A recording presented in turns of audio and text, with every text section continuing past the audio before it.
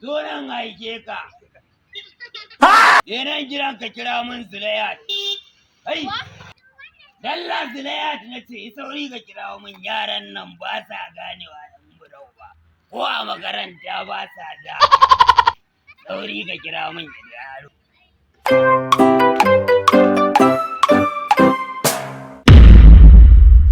Ya kai tana nan. Baba barka da fitowa, kana gidan dama. Ina gida, Zulaihat ka wajen Zulaihat ka zo? Wajen Zulaihat na zo baba, ko tana gida. Zulaihat ma tana cikin gidan nan kuwa? Baba dan kira mana ita, duba mana dai baba. Hey Zulaihat! Hey Zulaihat! Baba ya kake da ka mata tsawa, matar da zan aura ce fa.